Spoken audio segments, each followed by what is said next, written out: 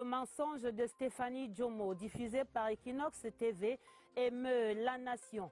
Une interpellation à plus de vigilance face aux manipulations. À suivre le dossier et le commentaire de la rédaction. Menace sur la vie des malades d'insuffisance rénale dans la région de l'Est. Le centre d'hémodialyse est à l'arrêt depuis 6 mois. On compte déjà une quinzaine de décès. La situation sur place à Bertois, ce sera le dossier des régions. Menace sur la corne de l'Afrique, le Tigré revendique une improbable indépendance face à l'Éthiopie. L'Éthiopie mobilisée contre ces velléités séparatistes d'une autre époque. Nous ferons le point en page internationale. Voilà pour les titres. Développement après ce message.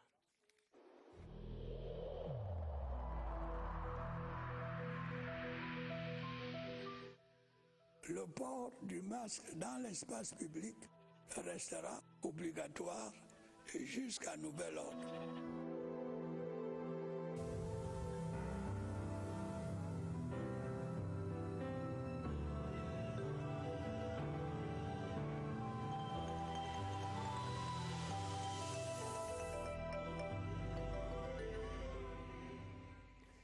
Ouvrons donc avec le dossier du journal pour comprendre ce qu'on appelle désormais l'affaire du vrai faux témoignage de Equinox TV ou encore l'affaire Stéphanie Djomo, du nom de cette dame reçue par la chaîne 8 jours après le massacre de Kumba.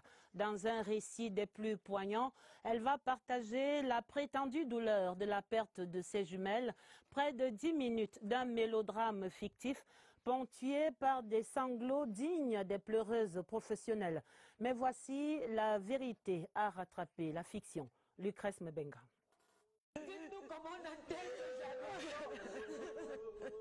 Stéphanie Djomo, le massacre de Kumba, 8 jours plus tôt, ravive sa douleur. Il y a 4 ans, fuyant les exactions dans la même ville, elle a vu périr, pas un, mais 2 de ses enfants. Parole de femme. Dans cette course, une est morte, je l'ai couverte avec les feuilles mortes. 3 jours après, la deuxième a suivi. La douleur étrangle le plateau. Le témoignage de Stéphanie est poignant. La toile s'en émeut. La présentatrice puise au fond d'elle-même pour poursuivre l'échange. Et le jour, on se couche, on se repose. On se couche même le sol dans la forêt. Oui, Stéphanie en a bavé. Elle a encore en mémoire les crépitements des balles et les images atroces de sa mésaventure. On traversait sur le corps des hommes en tenue, des balles partout, des coups de machette. Il y avait tout. Il y avait franchement les genoux pourris, puisqu'il fallait ramper dans la forêt. Et la mise en scène se poursuit. Douleur, peur, famine, Stéphanie a tout connu. On n'avait rien. Il y avait les kumbabrettes. On se défendait avec. Les eaux que nous buvions, on ne savait pas de quelle eau il s'agit. Compassion émue du plateau. Les femmes pleurent sur les enfants tués dans le nord-ouest et le sud-ouest et sur cette sale guerre qui ne finit pas. Nous sommes fatigués. Nous sommes fatigués.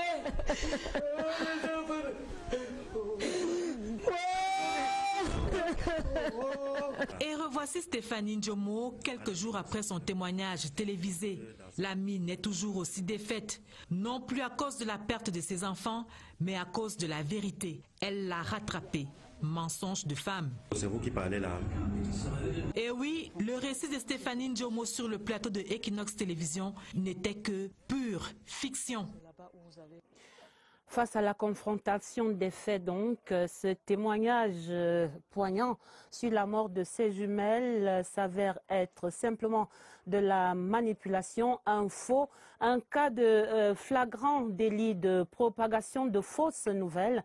Interpellée, Dame Djomo a finalement été libérée sous caution, s'engageant à répondre à toutes les convocations éventuelles des autorités judiciaires. Le plus effroyable, c'est qu'elle avoue la super chérie, Séverin Alégambélé.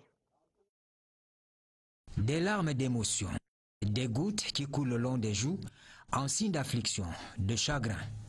Des larmes pas artificielles cette fois, au lendemain d'une affaire qui choque la décence. Je voulais apporter, je ne sais pas comment dire ça, ma contribution à demander la paix, j'ai rejoint un groupe. J'ai rejoint un groupe qui pleure les enfants du Nouzo. Et déjà, je n'étais pas préparée à aller sur une chaîne de télé ou une chaîne de radio. Je savais que c'était juste pour pleurer comme tout le monde pleure.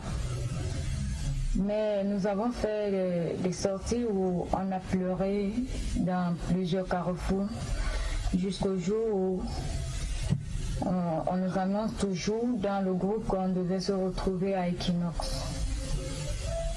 Donc c'est comme ça que je me retrouve à Equinox, sur le plateau d'Equinox, et je partage cette histoire qui n'est pas vraie. L'auteur du fait, qualifié de fausse nouvelle, regrette la faute commise. Ça m'avait jamais traversé l'esprit. Je me suis retrouvée là. Oui, je regrette. Sincèrement, je regrette. J'ai même très mal. Les institutions, autorités publiques contre lesquelles des accusations graves ont été portées, ont droit, en pleine égalité, à une excuse valable. Croyant bien faire, j'ai plutôt blessé. C'était pas dans mes intentions. Et je demande pardon à tout le peuple camerounais. J'ai fait mal, j'ai blessé, je le sais. Mais je demande qu'ils trouvent une place dans le cœur pour me pardonner. Parce que de moi-même, je ne parviens pas à me pardonner. Mais je crois bien que leur pardon pourra m'affecter. Inculpée de ce fait délictueux, Victoire Stéphanie Ndjomo Yebmo a bénéficié d'une mise en liberté sous caution. Au tribunal, elle a présenté des garants fiables pour son éventuelle représentation en justice. Indécent et impudique au moment où les masques tombent et où la vérité des faits triomphe, on voit clairement l'objectif derrière cette forfaiture, ternir l'image du Cameroun par une mise en scène d'un misérabilisme accusateur, des mensonges qui appellent l'opinion publique d'ici et d'ailleurs à plus de vigilance. Romuald Tchissongok signe le commentaire de la rédaction. En temps de crise, c'est connu, les mots ont une puissance de rafale. Y verser encore des larmes peut émouvoir le monde entier. C'est ce qui s'est passé en Mondovision, à Equinox Télévision, plaçant le Cameroun au centre d'une publicité dont le pays se serait bien passé volontiers.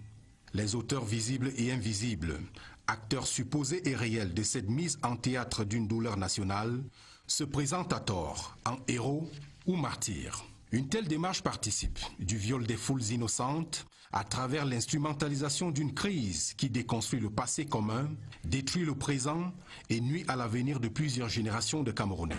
Dans un contexte où tout flambe, les médias doivent contribuer à l'apaisement en refusant de relayer les positions partisanes et les postures qui divisent. La responsabilité, l'éthique et la déontologie des journalistes peuvent utilement contribuer au retour de la paix.